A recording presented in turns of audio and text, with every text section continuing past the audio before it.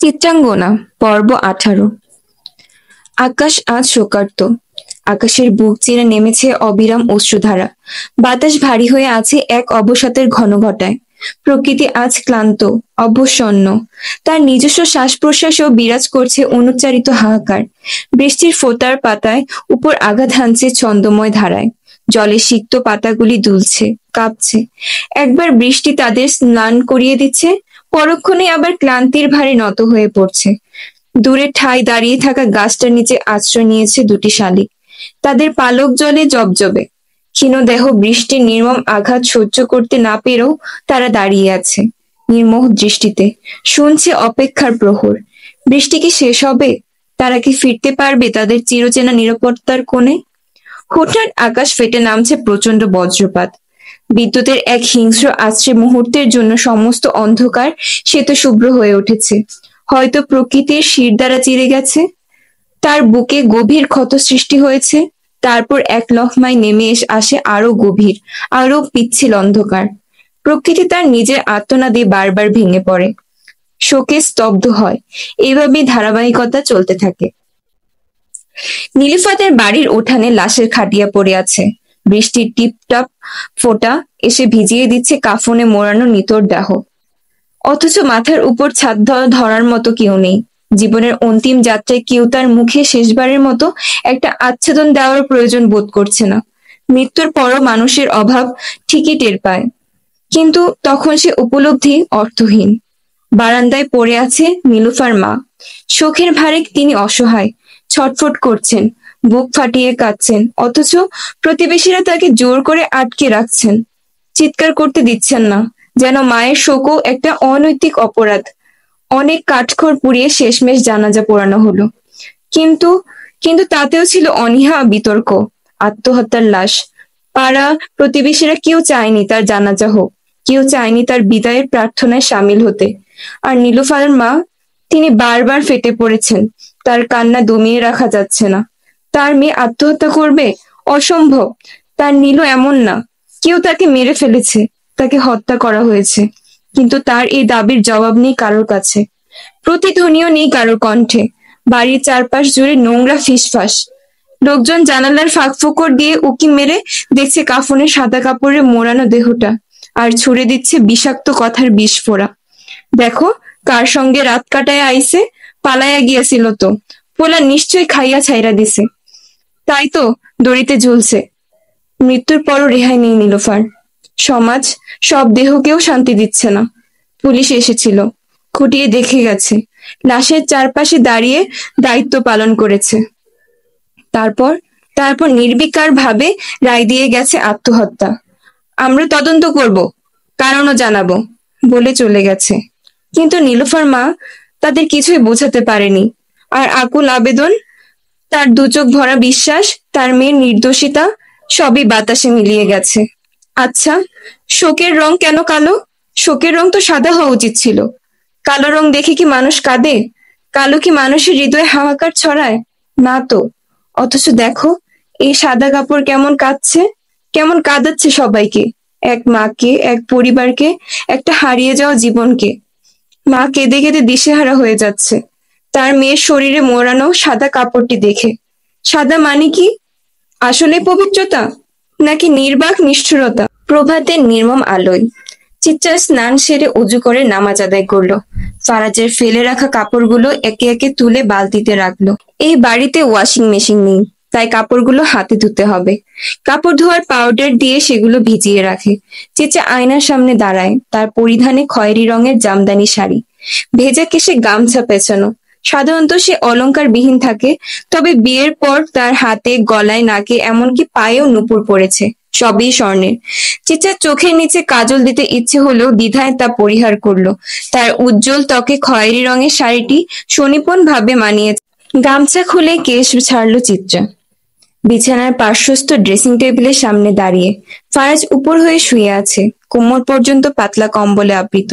চিত্রা জানালার কাছে গিয়ে গুনগুন করে কি একটা গাওয়া ধরলো। হুট করে পেছন থেকে কারো জড়িয়ে ধরা অনুভব করলো। চোখ বুঝে নিঃশ্বাস নিল সে। মৃদু এলাচের গন্ধটা নাকে ভাসছে। চিত্রা এখন অনুভব করে ফারাজ বোধহয় অনেক দূরে চলে গেলেও এই গন্ধটার অজুহাতে চিত্রা তাকে খুঁজে বের করতে পারবে। কিন্তু কেনই বা খুঁজবে চিত্রা?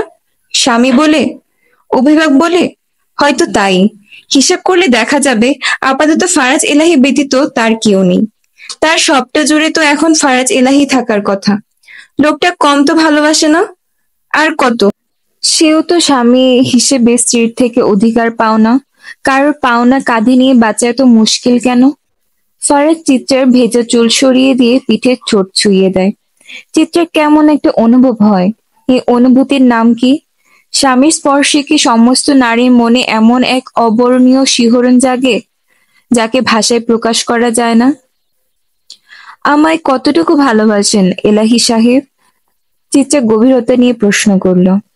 ফারাজ তার প্রিয়তমাকে নিজের দিকে ফিরিয়ে দু চোখের পাতায় ভালোবাসার অনন্ত পরশ ছুঁয়ে দিয়ে বলল, যতটুকু ভালোবাসলে তুমি হিসাব করতে পারবে না। ভালোবাসার অঙ্কে গরমিল করবে তার চেয়ে অধিক। তবে প্রিয়তমা, ভালোবাসা যে পরিমাপ করা যায় না। পরিমাপ করে ভালোবাসে কিপ্টেরা। আমি তোমার মেপে ভালোবাসিনি। আমার ভালোবাসার কোনো মাপ নেই, কোনো মাত্রা নেই। তোমার জন্য জমানো এই ভালোবাসা অসীম। তবে ধরুন, এত ভালোবাসার পরেও যদি আপনাকে আমি ভুলে যাই? ফারাজ চিত্রাকে শক্ত করে বুকের পাঁজরে জড়িয়ে নেয়। প্রিয়তমাকে জড়িয়ে ধরার মধ্যে এক অন্যরকম শান্তি নিহিত। চিত্রা নড়চড় করে না, মিশে যায় ফারাজের বুকের গভীরে।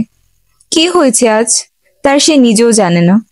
সোহাগ সব ভুলে সুখে থাকলে সে কেন পারবে না? কই, সোহাগের রাত জেগে করা গল্প, কাব্যিক ছন্দ কিছুই তো তাদের পূর্ণতা দিতে পারেনি। সবই সময়ের স্রোতে বৃথা গেছে। ফারাজ চিত্রাকে জড়িয়ে ধরে গান ধরল। যদি তোমার মনে ধরে, আরো ব্যথা দিও মোরে, দোহাই লাগে ভুল্লা যায়ও না। কেমন যেন অদ্ভুত ভেজা ভাব ছিল সেই কণ্ঠে। ফারাজের কি কষ্ট হচ্ছে? তার অর্ধাঙ্গিনীর মুখ থেকে এমন কথা শুনে তার কি অন্তর পড়ছে? চিত্রা দীর্ঘ শ্বাস ছাড়ে। এবার বাস্তবতায় ফেরা উচিত তার। যা তার জীবন থেকে চলে গেছে তা ভুলে সৃষ্টিকর্তার দেওয়া নিয়ামতকে এইবার গ্রহণ না করলেই নয়। আপনি ফ্রেশ হয়ে আসুন, আমি নাস্তা বানাচ্ছি। ফারাজ হেসে বলল, নাস্তা তো ছোট লোকেরা খায়, আমার তোমাকে চাই। বাহিরে কৃপল টাঙিয়ে তার নিচে দাওয়াতের রান্না বান্না হচ্ছে। খাবারের মোমো গন্ধ নাকে ভেসে আসছে। চিত্রাকে ফারাজ কাজে হাত দিতে সাফ নিষেধ করেছে। কঠোর স্বরে বলছে, আমার বউ তুমি, এই বাড়ির কামলা না। সো আমি তোমাকে যেই কাজ দিব তুমি সেটাই করবে। আপাতত তোমার কাজ স্বামীর সেবা করা, তাকে আদর সোহাগ করা। এই না না না, সোহাগ করার দরকার নেই। তবে তুমি চাইলে 100-200টা চুমু দিতে পারো, আমি মাইন্ড করব না। চিত্রা তার বাহিরে যায়নি। সকাল থেকে মারিয়া আর মার্জিয়া কাজ করছে, সঙ্গে লোকও আছে, তবুও তারা জোগাড় করে দিচ্ছে। চিত্রা মামার রুমে গিয়ে খাটের পাশে পিড়ি টেনে বসলো। ফারাজ বসেনি, দাঁড়িয়েছিল। মামা পাথরের মতো শুয়ে আছেন।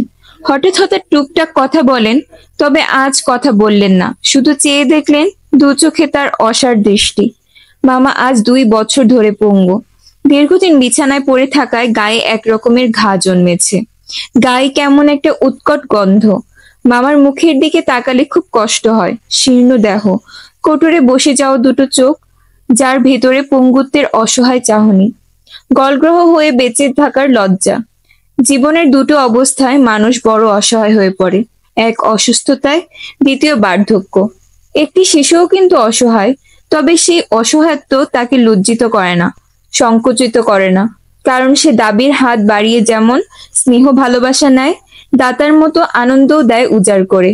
কিন্তু একজন বিবেক বুদ্ধিসম্পন্ন মানুষ যখন অসহায় হয়, তখন জীবনের প্রতিটি মুহূর্ত তাকে বেঁচে বুঝিয়ে দেয় বেঁচে থাকার নিদারুণ যন্ত্রণা। ফারাজ নীরবতা ভাঙল। ওনার চিকিৎসা হয়নি? ফারাজের কথায় চিত্রের ছলছল আঁখি দুটো নিয়ে তার পানে তাকায়। না, এই বাড়িতে মামা তো কেবল একটা পুরনো ঘুণে ধরা আসবাবপত্রের মতো, যার এখন আর কোনো প্রয়োজন নেই। ফারাজ দৃঢ় গলায় বলল, ডোন্ট ওয়ারি, তোমার মামার দায়িত্বটা আমি নিলাম। জলদি তিনি সুস্থ হয়ে উঠবেন। তারপর একেবারে লুঙ্গি তুলে জামাই শ্বশুর মিলে লুঙ্গি ডান্স দিব। আরে ধ্যাত, ওই চিজটা তো আবার আমার কোমর থেকে খুলে যায়। আচ্ছা থাক, দুজন মিলে না হয় চাড্ডি পরেই একটা ডান্স দিলাম। তুমি একটা ভিডিও বানিয়ে দিও তো, রিলসে আপলোড দিব। শালা আমার আইডির পেছন লাল হয়ে গেছে। চিত্রা একটা ঢোক গিলে প্রথমে ভেবেছিল ফারাজ ভালো হয়ে গিয়েছে, কিন্তু ভালো হবে আবার ফারাজ এলাহি? তবে তার মুখ থেকে সুস্থ কথাটা আসার কেবল অসুস্থ মানুষই করতে পারে। ফারাজ হঠাৎ গলার স্বর বদলে বলল, বাহিরে বৃষ্টি থেমে গিয়েছে, চলো বাহিরে যাই। আমাদের প্রেম দেখিয়ে সোহাগ্গার কুরবানি বানিয়ে দিয়ে আসি। এমনিতেই জেলাসির লেভেল হাই হওয়ার ফলে ওর পেছনে আগুন লেগেছে। কখন না জেনে আমি আবার ওর পাছায় কেরোসিন ঢেলে দেই। শালা বাঙ্গির ঘরের বাঙ্গি। চিত্রা হতবাক। এই লোককে শুধরানো যাবে না। একটু আগের কথাবার্তা শুনে তো মনে হয়েছিল একেবারে দুধ দিয়ে গোসল করে উঠেছে, অথচ এখন মামার সামনেই তামাশা শুরু। মানে যেই লাউ সেই কদু। দাওয়াতের আগেই অব্র ব্যাগপত্তর নিয়ে চিত্রার মামির বাড়িতে হাজির। সকাল থেকে ফারাজকে সে কল করে যাচ্ছে, তবে মহৎ ব্যক্তি তো আবার জমিদারের বংশধর, তাই কল ধরেনি। তাই বাধ্য হয়ে অব্র নিজেই চলে এলো। জরুরি কথা আছে। সবকিছু জলদি বলাটা জরুরি। ফারাজ তখন দুপুরের গোসল ছেড়ে আয়নার সামনে দাঁড়িয়ে শার্টের বোতাম লাগাচ্ছিল। চিত্রাকে সে রুমে বসিয়ে রেখেছিল, তবে গোসল থেকে বেরিয়ে রুমে খুঁজে পেল না। তবে খুঁজে পেয়েছে তার ক্রাইম পার্টনার অব্রকে। ফারাজ চোখ সরু করে তাকায়, ঠোঁটের কোণে বিদ্রুপের হাসি। কিরে, আমার বউয়ের মধ্যে আমি অব্রকে কেন দেখতে পাচ্ছি? দেখ, ওভার মাল খেয়ে ফেলেছি মনে হয়। অব্র নাটকীয় এক পা পেছনে সরল, হাত উঁচিয়ে বলল, আরে ভাই, কাছে আসবেন না, আমার ইজ্জত আমার বউয়ের জন্য তোলা, দূরে যান বলছি। চুম্মা টুম্মা দেওয়ার উদ্দেশ্য নেই তো? ফারাজ এবার আরেক পা এগিয়ে এলো। আরে কুদ্দুসের বাপ না তুমি? তাই তো বলি, আমার বউয়ের মুখে দাড়ি কবে গজালো? অভ্র দীর্ঘশ্বাস ফেলে বলল, ভাই মজা নিয়েন না। আপনাকে না দেখতে পেয়ে আমার কষা হয়ে গিয়েছিল, তবু বাথরুমে যাইনি। আপনাকে সময় না দিয়ে বাথরুমকে কি করে সময় দিই বলুন তো? পারলাম না ভাই, আমি থাকতে পারলাম না। ফারাজ মুখ বাঁকিয়ে বলল, ক্ষমা ভাই, আগে পেট সাফাই করে আসো। ওইসব পেটের মধ্যে জমিয়ে ইট বানানোর মতলব নাকি? যাও ভাই, বাইরে একটা পেট ক্লিয়ার করার জায়গা আছে, ওখানে যাও। এখানে কাম সারলে গন্ধে টিকতে পারবো না। অব্র হাসলো, বলল, সমস্যা নাই, ওই ইট দিয়ে বাড়ি বানাবো, তারপর বিয়ে করে বউ নিয়ে করব মানে গল্প। আর কামটা যেখানেই সারি না কেন আপনি অবশ্যই টিকতে পারবেন, কারণ আমি ব্যবহার করি এয়ার ফ্রেশনার। আমি হাগলেও লেমন ফ্লেভার পাবেন। থু ভাই, যা পিশাচ, দূরে যা, দূর হ। তুই আমার পাক পবিত্রতা নষ্ট করে দিছিস, ওয়াক। অব্র মুখ ভ্যাংচাল, মনে মনে শুধালো, নিজের পাছায় 9 মণ গো, পরের কয় পাছায় গো? কিছু বলছিস নাকি? এবার বল, এখানে আসার কারণ কি? ভাই, নীলুফা। নীলুফা শেষ। বাড়িতে মেহমানের কমতি নেই। আশেপাশের অনেকে এসেছে সোহাগের বিয়েতে দাওয়াত খেতে। হুট করে যে সোহাগ বিয়ে করে বউ এনে বাড়িতে তুলেছে সেটা সবাই শুনে অবাক। সোহাগ তো এমন কাজ করার ছেলে নয়। চিত্রার খেতে মন চাইছে না। পোলাও সে খুব একটা পছন্দ করে না, ভাতই তার কাছে কমফোর্ট ফুড। ওইদিকে ফারাজ আর অব্র প্রথম সারিতেই খেতে বসেছে। ফারাজ তো সোহাগকে সোজা উঠিয়ে দিয়ে তার জায়গায় বসে পড়েছে। বেচারা সোহাগের তাই বউ নিয়ে উঠে যেতে হয়, কারণ বউয়ের সিটটাও তো ফারাজের চাই। নিজের বউকে এখানে বসাতে হবে না।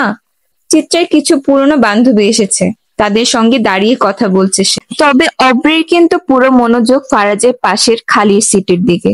চোখে মুখে স্পষ্ট আকুতি, ওখানে সে বসতে চায়।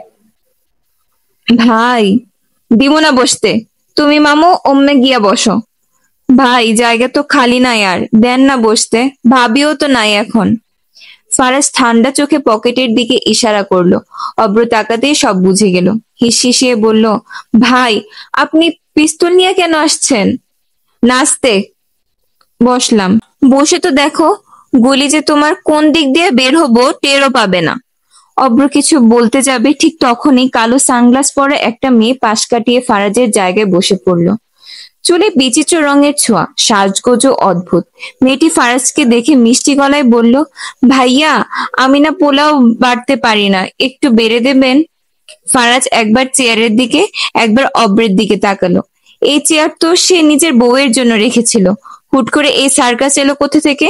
অব্র কি করবে বুঝতে না পেরে মেয়েটার প্লেটে পোলাও দিতেই যাবে, ঠিক তখনই ফারাজ চেঁচিয়ে উঠলো, অব্র! অব্র কিছু বলার আগে মেয়েটি সপ্রভিত কণ্ঠে পুনরায় তাকে বলল, হেই, তোমার নাম কি? আমার ফ্রেন্ডরা বলছিল তুমি নাকি বারবার আমাকে দেখছিলে। পছন্দ করো আমাকে, তাই না? I know. ফারাজ হতভম্ব। পছন্দ আর আমি? আম্মা, তোমার চোখের রিপেয়ার দরকার, ভোল্টেজ কমে গেছে। মেয়েটা চোখ গোল গোল করে তাকিয়ে প্রশ্ন করলো, আম্মা, আমি? না, তোর নানি। বাল, উঠ এখান থেকে। আমার বউ যদি দেখে আমি অন্য মেয়ের পাশে বসে আছি, তাহলে রোমান্স শুরু হওয়ার আগেই খতম। উঠ। মেয়েটি চুলে হাত বুলিয়ে স্বাভাবিক ভঙ্গিতে বলল, পারবো না, আমি জায়গা পেয়েছি। ফরাজ দাঁতে দাঁত চেপে বলল, তুই আমার বাল পাইবি। উঠ কইলাম, উঠ মাতারি। কথা শেষ করেই ফারাজ চেয়ার নিয়ে উঠে দাঁড়ালো। শুধু নিজের চেয়ারই নয়, মেয়েটার চেয়ারও টান মেরে সরিয়ে নিল। মেয়েটা প্রায় পড়ে যাচ্ছিল, তবে তার আগে অব্র তাকে ধরে ফেললো, কিন্তু পর মুহূর্তে তাকে ছেড়ে দিল। ধাপাস। মেয়েটা মাটিতে মুখ থুবড়ে পড়ল। অব্র তা দেখে হা করে তাকিয়ে বলল, বাপ রে, ময়দার বস্তা।